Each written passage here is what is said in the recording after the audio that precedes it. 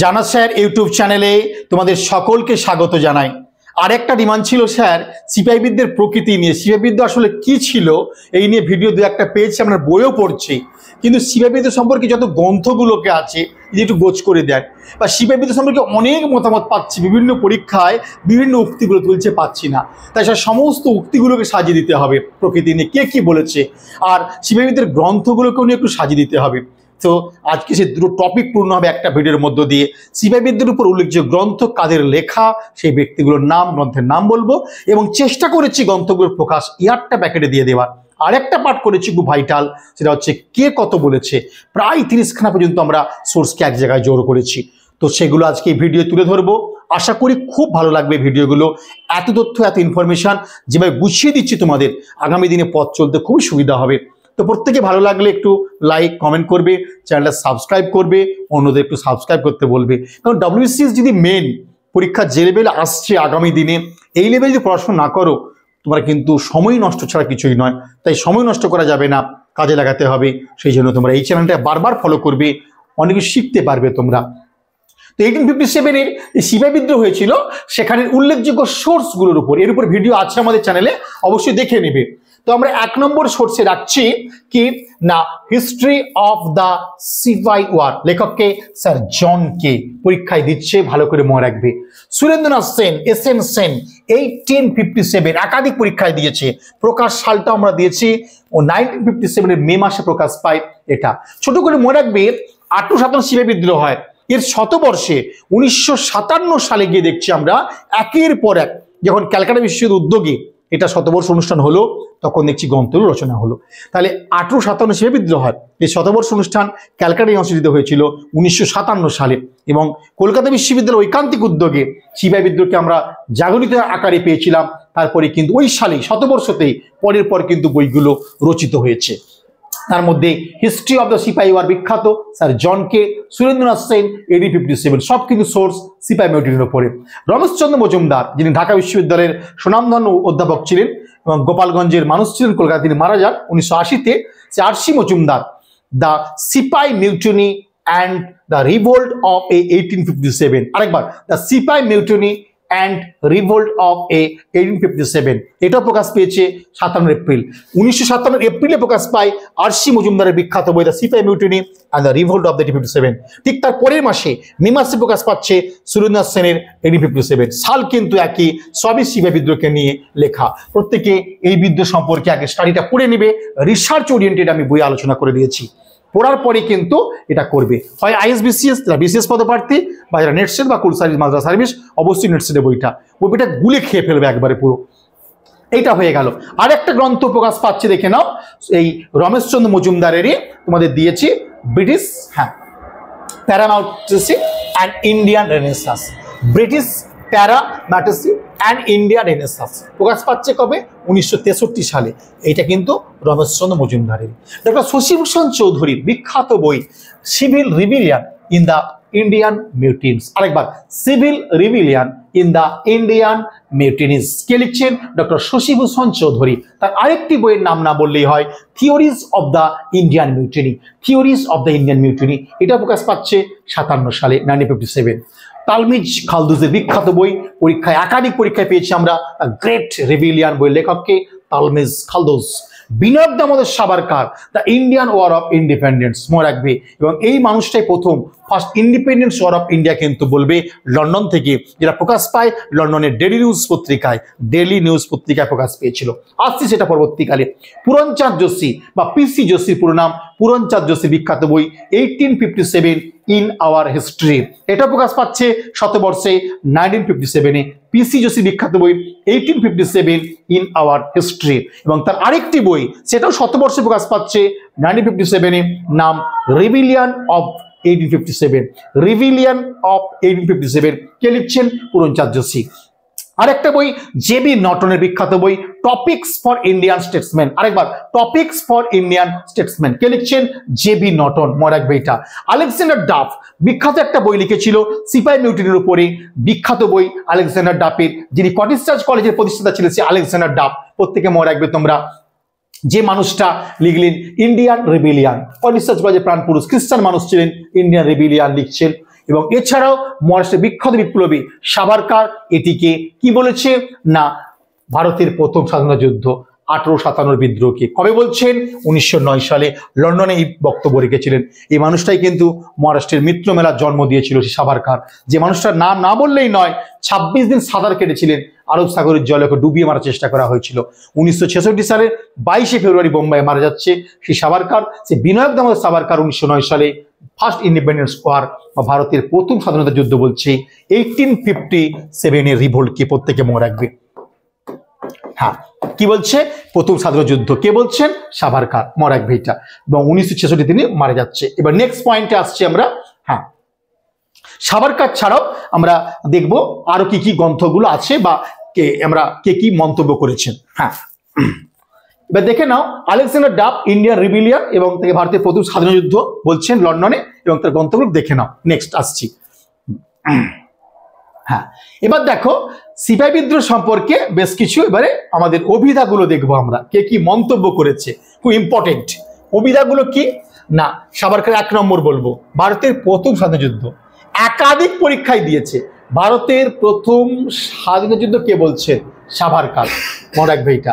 পিসি যোশী এই মতকে সমর্থন করেছেন, অর্থাৎ সাভারকার যে বলছে ভারতের প্রথম স্বাধীনতা যুদ্ধ তাকে স্মরণ করছে বা একই মত দিচ্ছেন পিসি যোশী, এবং 1957 সালে বিখ্যাত সেই মত তিনি দিয়েছেন।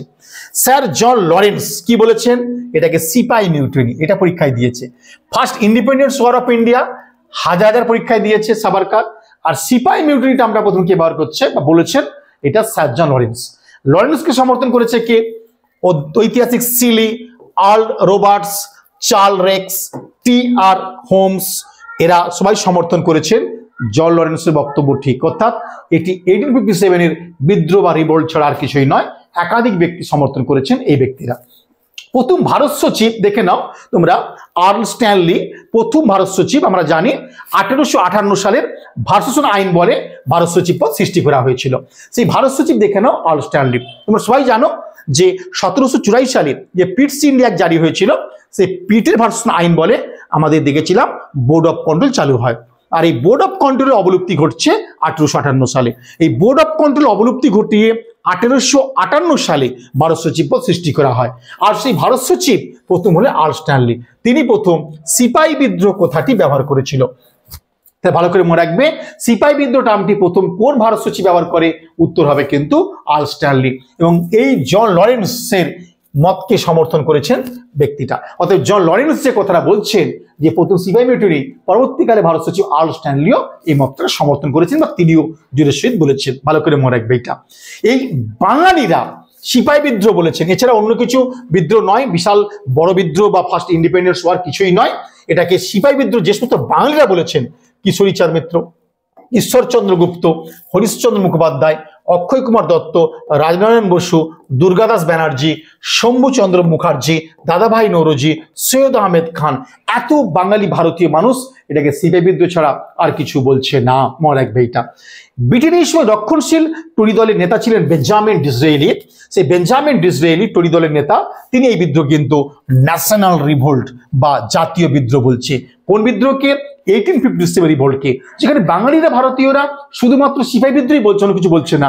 সেখানে ডিসরেলি বলছে এটা একটা ন্যাশনাল রিভোল্ট বা জাতীয় বিদ্রোহ, মনে রাখবে এটা। ব্রিটিশ পার্লামেন্টের 100 বাতে বলেছেন জুলাই মাসে 57 সালে যখন সিপাহী বিদ্রোহ চলছে, মনে রাখবে এটা। ডিসরেলি আরো বলেছে যে এই বিদ্রোহ মানব জাতির ইতিহাসে, অর্থাৎ আমরা এই সিপাহী বিদ্রোহকে দেখছি মানব জাতির ইতিহাসে যতগুলো বিদ্রোহ পেয়েছি সবচেয়ে গুরুত্বপূর্ণ বিদ্রোহ হচ্ছে এই 1857 রিভোল্ট, মনে রাখবে এটা। এবং যুগান্তরকারী ঘটনা বলছেন, কে বলছেন? ডিসরেলি। এছাড়াও বোর্ড অফ কন্ট্রোলের সভাপতি এলেন বোরো, মনে রাখবে এটা। এলেন বোরো অযোধ্যার তালুকদারদের বিক্ষোভকে বিদ্রোহ অপেক্ষা আইনক যুদ্ধ বলছেন, মনে রাখবে এটা। অতএব এই সময় যে একটা অযোধ্যাতেও তালুকদারদের যে বিক্ষোভ হয়েছিল তাকেও তিনি বলছে একটা আইনক যুদ্ধ বা আমাদের লেজিটিমেট ওয়ার। ভালো করে মনে রাখবে, লেজিটিমেট ওয়ার। কে বলছেন? এটা আমাদের এলেন বোরো, বিখ্যাত। এই সময় কিন্তু একটা অযোধ্যাতে বিদ্রোহ হয়েছিল।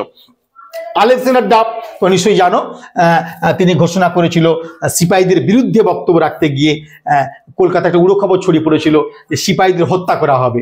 এটা আলেকজান্ডার ডাফের মুখ দিয়ে বেরিয়েছে, উড়ো খবর ছড়িয়ে পড়ে। তারপরে একটা বিখ্যাত ঘটনা ঘটেছিল, স্কটিশ চার্চ কলেজ ওনাকে ঘেরাও করে ফেলা হয় আশ্রয় নিয়েছিল বলে। তখন আলেকজান্ডার ডাফ সাহেবকে বাঁচানোর জন্য ফোর্ট উইলিয়াম থেকে সেনা পাঠিয়ে উদ্ধার করা হয়েছিল। এগুলো তোমরা মনে রাখবে। সিআইবিদের সময় কাকে কডিসচার্জ কলেজে ঘেরাও করা হয়েছিল? আলেকজান্ডার ডাফকে। এবং ফোর্ট উইলিয়াম, যেটা 1700 খ্রিস্টাব্দে কাজ শেষ হয়েছিল, সেই ফোর্ট উইলিয়াম দুর্গ থেকে সেনা পাঠিয়ে উদ্ধার করা হয়েছিল। তো যাই হোক, জেবি নটন, জন কে, চেলসি বল, ম্যালেশন প্রমুখ এরা কিন্তু সবাই এই সিপাহী বিদ্রোহকে একটা যুগান্তকারী পরিবর্তন বিদ্রোহ কিন্তু বলছেন পরবর্তীকালে। স্যার লেপেল গ্রিফিন, বিখ্যাত একটা মত, স্যার লেপেল গ্রিফিন, ইংলিশ দেখে নেবে, এনার একটা বিখ্যাত মত আছে। কি মত আছে দেখে নাও তোমরা। তাহলে স্যার লেপেল গ্রিফিনের একটা মত এবার দেখে নাও, দিয়েছে তোমরা। হ্যাঁ, যে কি বলছেন? The revolt of 1857 swept the Indian sky clear in many clouds. এই বিদ্রোহ ভারতের আকাশ বাতাস থেকে অনেক মেঘকে সরিয়ে দিয়েছিল, ক্লিয়ার করে দিয়েছিল, মিনি ক্লাউডসকে সরিয়ে দিয়েছিল। কে বলছে? Sir lapel Griffin. Surendranath Sen, বিখ্যাত মানুষ, মনে রাখবে, এই বিদ্রোহকে বলছেন গণবিদ্রোহ। একাধিক পরীক্ষায় পেয়েছিলাম। 1857 রিভোল্টকে গণবিদ্রোহকে বলছেন সুরেন্দ্রনাথ সেন, যার বিখ্যাত বই 1857, মনে রাখবে এটা। বোম্বাইয়ের নাগরিক অশোক মেহতার বক্তব্য, এটি একটি পরিকল্পিত যুদ্ধ ছিল। তাই 1857 রিভোল্টকে পরিকল্পিত ওয়ার বলছেন কে? অশোক মেহতা। কার্ল মার্কস কি বলছেন? না, একে জাতীয় মুক্তি সংগ্রাম বলেছেন। কার্ল মার্কস বলেছেন জাতীয় মুক্তির সংগ্রাম, মনে রাখবে। ট্রাইব্যুনাল পত্রিকায় লন্ডনের একটা যেমন ডেলি নিউজ পেপার বেরোতো, দেখো নিউ ইয়র্ক থেকে বেরোতো ডেলি ট্রাইব্যুনাল। তাহলে লন্ডন থেকে প্রকাশিত হতো ডেলি নিউজ, আর ডেলি ট্রাইব্যুনাল বেরোতো নিউ ইয়র্ক থেকে। এই পত্রিকায় তিনি জাতীয় মুক্তি সংগ্রাম বলছে, মনে রাখবে, কার্ল মার্কস। ভারতবর্ষ তার প্রাচীন ঐতিহ্য অতীতকে তুলে ধরেছে এই বিদ্রোহের মধ্য দিয়ে, এটা বলছেন কার্ল হাইনরিখ মার্কস, মনে রাখবে এটা। যার অন্তরঙ্গ বন্ধু ছিল ফ্রেডরিক এঙ্গেলস, এবং যারা ডাচ ক্যাপিটাল এবং লিখেছিল কমিউনিস্ট ম্যানিফেস্টোর মতো বিখ্যাত বই। কে লিখছেন? কার্ল মার্কস এবং তার বন্ধু ফ্রেডরিক এঙ্গেলস, মনে রাখবে এটা। এবার দেখো নেক্সট আসছে এস সেন। তিনি ভারতের ওই সাভারকারের মতকে বলেছেন ভারতের প্রথম স্বাধীনতার যুদ্ধ। তাহলে ভারতের প্রথম স্বাধীনতার যুদ্ধ বলছেন সাভারকার, তাকে সমর্থন করছেন এস সেন। LERS, বিখ্যাত এই বিদ্রোহকে খ্রিস্ট ধর্মের বিরুদ্ধে ধর্মীয় যুদ্ধ বলেছেন। কারণ আলেকজান্ডার ডাফ এই সময় খ্রিস্টীয় ধর্ম বা খ্রিস্টান ধর্ম ছোঁয়াতে চেয়েছিলেন, তার বিরুদ্ধে একটা বিদ্রোহ বলছেন LERS। জেমস আউটরান কি বলছেন? হিন্দু মুসলমান ষড়যন্ত্র। 1857 রিভোল্টকে জেমস আউটরাম বলছেন হিন্দু মুসলমান ষড়যন্ত্র। অধ্যাপক হীরেন্দ্রনাথ মুখোপাধ্যায়, সুশোভন চন্দ্র সরকার, যিনি অমিত সেন ছদ্মনামে লিখতেন, এরা বলছেন কি না, এই মানুষটা বলছে যে এই বিদ্রোহকে স্বাধীনতার যুদ্ধ বা মুক্তির সংগ্রাম। তাহলে সুশোভন, আমাদের হীরেন্দ্রনাথ মুখোপাধ্যায় এবং সুশোভন চন্দ্র সরকার, এরা কি বলছে? স্বাধীনতার যুদ্ধ বা মুক্তির সংগ্রাম। EMS নাম্বরদীপাদ স্বাধীন ভারতবর্ষে কেরলের মুখ্যমন্ত্রী হয়েছিলেন। তিনি history of Indian freedom struggle গ্রন্থে বলছেন বুর্জোয়া জাতীয়তাবাদীরা ও জাতীয়তাবাদী ঐতিহাসিকেরা যখন 57 সাল থেকে 1859 সালের সংগ্রামকে প্রথম স্বাধীনতা সংগ্রাম বলে অভিহিত করেন, তখন বুঝতে হবে তারা এই সভ্যতার দিকে চোখ বুজে আছেন, মনে রাখবে এটা। যাক, তিনি এই মতটা দিচ্ছেন কে? EMS নাম্বরদীপাদ। স্বাধীনতা সংগ্রাম মতকে তিনি প্রথমে মানলেও শেষে কিন্তু অস্বীকার করেছিল, তবে তার মতটা কিন্তু একটু বামপন্থী ঘেঁষা ছিল, মনে রাখবে এটা। তো তারাচাঁদ, বিখ্যাত বই history of freedom movement in India. আরেকবার ডক্টর তারাচাঁদের বই history of freedom movement in ইন্ডিয়াতে বলছেন বিদ্রোহীদের ব্যর্থতা ছিল সিপাহীবিদদের অসম্ভব ফলাফল। অতএব বিদ্রোহীদের ব্যর্থ হলো ঠিকই, কিন্তু পুরোপুরি ব্যর্থ বলছেন না, বিদ্রোহের অসম্ভাবী ফলাফল। অতএব বিদ্রোহ ব্যর্থ হলে একটা গুরুত্ব কিন্তু ছিলই তারাচাঁদের বক্তব্য। রজনীপাম দত্ত, ভীষণ ইম্পর্টেন্ট, কেমব্রিজ ঐতিহাসিক ছিলেন। মানবেন্দ্রনাথ রায় এই বিদ্রোহকে সামন্ততান্ত্রিক অভ্যুত্থানের নামান্তর বলেছেন, মনে রাখবে এটা। তাই কি বললাম? রজনীপাম দত্ত, মানবেন্দ্রনাথ রায়, এরা কি বলছেন? সামন্ততান্ত্রিক অভ্যুত্থানের নামান্তর বলছেন। ঐতিহাসিক C.A. বেইলি কি বলছেন? C.A. বেইলি কি বলছেন? যে 1857 রিভোল্টটা ভারতের বিদ্রোহ কেবলমাত্র একটি আন্দোলন নয়, এটি শুধুমাত্র কৃষক অভ্যুত্থান নয়, জাতীয় মুক্তির সংগ্রামও নয়, এর মধ্যে লুকিয়ে আছে অনেক বিদ্রোহের একটা পুঞ্জীভূত ক্ষোভ, ব্রিটিশ শাসনে নির্যাতিত বিভিন্ন শ্রেণীর ভারতবাসীর সম্মিলিত অসন্তোষের ফল। এই বিদ্রোহ ছোটখাটো নয়। ইয়ারদেশাইয়ের একটা বিখ্যাত মত আছে, এই বিদ্রোহ ছিল ব্রিটিশ শাসনে কি আছে নির্যাতিত বিভিন্ন শ্রেণীর ভারতবাসীর সম্মিলিত ফল, প্রত্যেকে মনে রাখবে। আর জওহরলাল নেহরু একটা বিখ্যাত, জওহরলাল নেহরু বিশ্ববিদ্যালয়ের অধ্যাপক, যার নাম বিপান চন্দ্র, মনে রাখবে এটা। তাহলে জওহরলাল নেহরু ইউনিভার্সিটির সুনামধন্য অধ্যাপক ঐতিহাসিক বিপান চন্দ্র, যার জন্ম হয়েছিল হিমাচল প্রদেশের কাংড়াতে, মৃত্যু হয় গুরগাঁও। এই ঐতিহাসিকগুলোকে আনবো পরবর্তীকালে, দেখবে তোমরা এরা কারা ছিল। তো এই কাংড়া প্রদেশের সন্তান বিপান চন্দ্র বলছেন যে দেশকে রক্ষা এক আন্তরিক প্রয়াস ছিল 1857 রিভোল্ট, অর্থাৎ দেশকে রক্ষা করতে হবে, ব্রিটিশদের শাসন শোষণ থেকে রক্ষা করতে হবে, এই নিয়ে বলছেন বিপান চন্দ্র। তা ব্রিটিশ শাসন ঠিক শাসন নয়, এদের নির্যাতন থেকে বেরিয়ে আসতে হবে, এই মতটা দিচ্ছে বিপান চন্দ্র। অধ্যাপক কলভিনের একটা বিখ্যাত মত আছে যে মহাজন, বড় বড় ব্যবসায়ী, ব্যাংক ব্যবসায়ী, এরা সকলে মিলে বড় রাজা, মহারাজা, জমিদার প্রমুখ মানুষের যে একটা অত্যাচার শুরু হয়েছিল, তা কিন্তু এই বিদ্রোহে যোগ দেয়নি। তাই সবাই যোগ দিত, তাহলে কিন্তু ব্রিটিশ শাসন ধ্বংস হয়ে যেত, মনে রাখবে, এটা অনিবার্য হতো। অতএব স্বার্থের জন্য একটা গোষ্ঠী লড়াই করলো, একটা কিন্তু গোষ্ঠী সবসময় দূরে থেকে গেছে, মনে রাখবে এটা। আর.এন. টেগর একটা বক্তব্য রেখেছিল যে আমরা সিপাহীবিদদের সময়ের আরো অনেক বীরের নাম উল্লেখ করতে পারি, যারা ইউরোপে জন্মগ্রহণ করলে ইতিহাসের পাতায় স্থান পেত, কবির সঙ্গীতে এবং প্রস্তরের প্রতিমূর্তিতে এবং অভ্রভেদী স্মরণস্তম্ভে তারা অমরে থাকতো। কিন্তু সিপাহীবিদ্যে যারা যোগদান করেছে তারা কিন্তু ইউরোপে জন্মগ্রহণ করলে যে সম্মানটা পেত ভারতবর্ষে হয়েছে বলে পায়নি, এটা আক্ষেপ করেছেন আর.এন. টেগর। কবি শেলী, পার্সিভাষী শেলী, কবি শেলী কি বলছেন? ভারতবাসীকে কৃতদাসী পরিণত করা হয়েছে, তাদের দমিয়ে রাখা হয়েছে, সেখান থেকে বেরিয়ে আসার জন্যই এই বিপ্লব বা বিদ্রোহ, কবি শেলী বলছেন, মনে রাখবে। লর্ড ক্যানিং এর বিখ্যাত মত যে কৃষক শ্রেণী, অন্যদিকে শাসক সম্প্রদায় লড়াই করছে। তো একদিকে শাসক সম্প্রদায়, একদিকে কৃষক শ্রেণী লড়াই করছে ব্রিটিশ শাসনের বিরুদ্ধে, এর লর্ড ক্যানিং বলছে। ডিসরেইলি প্রথমে বলেছিলাম যে এই বিদ্রোহ কিন্তু হিন্দু মুসলমানকে মিলিতভাবে লড়াই করার ফলে আমাদের বিরুদ্ধে রুখে দাঁড়িয়েছে এবং তারা ক্ষমতা প্রয়োগ করছে। তো তিনি বলতে চাইছেন যে এই বিদ্রোহে হিন্দু এবং মুসলমানরা মিলিতভাবে যুদ্ধ করছে আমাদের বিরুদ্ধে। তাই আমাদের কিন্তু বুঝতে হবে যে এই বিদ্রোহটা কিন্তু ছোটখাটো বিদ্রোহ নয়। ঐতিহাসিক কে.ই. মনে রাখবে এইটা, তিনি বলেছেন যে এই বিদ্রোহ ছিল, কি বলেছেন, এই বিদ্রোহ ছিল গ্রামীণ সমাজের অভ্যন্তরে এক বিরাট আন্দোলন, মনে রাখবে এইটা, যে গ্রামের মানুষও কিন্তু এই বিদ্রোহে যোগদান করেছে এবং আত্মপ্রকাশ করছে এই বিদ্রোহটা, মনে রাখবে এইটা। রেভারেন্ড ড্রাফ তিনি কি বলছেন? সমগ্র অযোধ্যা ব্রিটিশ শাসনের বিরুদ্ধে অস্ত্র ধারণ করেছিল। শুধু কলকাতা, আমাদের সংলগ্ন ব্যারাকপুর নয়, আমাদের মিরাট নয়, অযোধ্যাতেও কিন্তু একটা ভীষণ বড় প্রভাব পড়েছিল। স্যার আউটরাম একটা বিখ্যাত আউটরাম বলছেন যে ইংরেজ যুদ্ধবন্দীদের জন্য 1 লক্ষ টাকা মুক্তিপণ দিতে চাইলেও বিদ্রোহীরা তাদের মুক্তি দিতে রাজি হয়নি। অতএব বিদ্রোহীদের জেদ ছিল যে দেশকে আমরা স্বাধীনতা আনবো, বা দেশাত্মবোধক তাদের এতটাই ছিল যে 1 লক্ষ টাকা মুক্তিপণ দিতে চাইলেও তারা কিন্তু বিরোধীদের ছাড়ছে না। তারা কতটা দেশাত্মবোধক কাজে নেমেছিল এই সময় প্রত্যেকে মনে রাখবে। যাই হোক, আর কয়েকটা আছে। ব্রিটিশ সাংবাদিক মিড বলছেন আমাদের শাসন নিষ্ঠুরতা, অত্যাচার এবং নির্বুদ্ধিতায় ভরা, তাই এই বিদ্রোহ কিন্তু ক্ষোভে ফেটে পড়েছিল, ব্রিটিশ সাংবাদিক মিড বলছেন। কুপার কি বলছেন? যে হাটে, বাজারে, মেলায়, মসজিদে, মন্দিরে, কারাগারে, হাসপাতালে, আড্ডায় যারা স্নান করে তাদের মধ্যে, কুয়ো থেকে যারা জল তুলছে তাদের মধ্যে, রাস্তায় যারা পাথর ভাঙছে তাদের মধ্যে, বড় বড় গাছের ছায় যারা বসে আছে তাদের মধ্যে, সর্বত্রই বিদ্রোহের গুপ্তচর রয়েছে। অতএব বিদ্রোহটা কিন্তু ছোট করে জায়গায় থেমেছিল না, চারিদিকে ছড়িয়ে পড়েছিল। ঐতিহাসিক বল বলছেন যে এই বিদ্রোহ জনসাধারণের বিদ্রোহে পরিণত হয়েছিল, সাধারণ মানুষের বিদ্রোহে পরিণত হয়েছিল। ঐতিহাসিক বল। টমাস লোয়ের একটা বিখ্যাত মত, রাজপুত, মারাঠা, হিন্দু, মুসলমান একযোগে বিদ্রোহ করেছিল, তবে কিছু পত্রিকা তাদের মন্তব্য উল্লেখ করেছিল টমাস লোয়, সমস্ত জাতি উঠে পড়ে লেগেছিল। মনে রাখবে 3টি পেপারের নাম না বললেই নয়, লন্ডনের টাইমস পত্রিকা প্রত্যেকে মনে রাখবে, ক্যালকাটা রিভিউ এবং হিন্দু প্যাট্রিয়ট, এই 3টি পেপার খুব ভালো করে মনে রেখে দাও।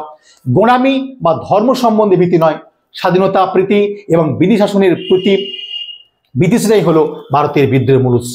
তাই টাইমস অফ ইন্ডিয়া বলছে লন্ডন থেকে যে এইটা কিন্তু একটা মানে বিদেশি শাসনের প্রতি তাদের বিতৃষ্ণা, স্বাধীনতার জন্য তাদের ভালোবাসা, এটাই ছিল সিপাহী বিদ্রোহের একটা মূল কারণ। ক্যালকাটা রিভিউ কি বলছে না, যা কিছু ব্রিটিশ তা ধ্বংস করাই ছিল এই বিদ্রোহের মূল উদ্দেশ্য। টেলিগ্রাফ পোস্ট একটা বিখ্যাত পেপার ছিল এই সময়। টেলিগ্রাফ পোস্টে কি বলা হচ্ছে যে মাইলস্টোন কিছুই রেহাই পাবে না, ব্রিটিশদেরকে বিদায় করে হবে শেষ কাজ। হিন্দু প্যাট্রিয়ট বা হিন্দুদের দেশপ্রেমিক হরিশ্চন্দ্র মুখোপাধ্যায়ের এতে বলছে যে একজন ভারতবর্ষীয় নেই যে ব্রিটিশ শাসনে ক্ষুব্ধ নয়, প্রত্যেকটা ভারতবাসী ব্রিটিশ শাসনে ক্ষুব্ধ, একে বলছে হিন্দু প্যাট্রিয়ট। তারই ফলশ্রুতি হচ্ছে সিপাহী মিউটিনি। তো আজকে এ পর্যন্ত রইল, আবার দেখা হবে নেক্সট ভিডিওতে। কেমন লাগলো জানিও, একটু স্পিডে বললাম, আস্তে তোমার শুনবে, ভালো করে শুনবে, প্রত্যেকটা কে কি মন্তব্য করছে, কোন কোন গ্রন্থ, ভালো করে বইটা পড়ে নিবে, ভিডিওটা শুনে নিবে, দেখবে খুব উপকার পাবে।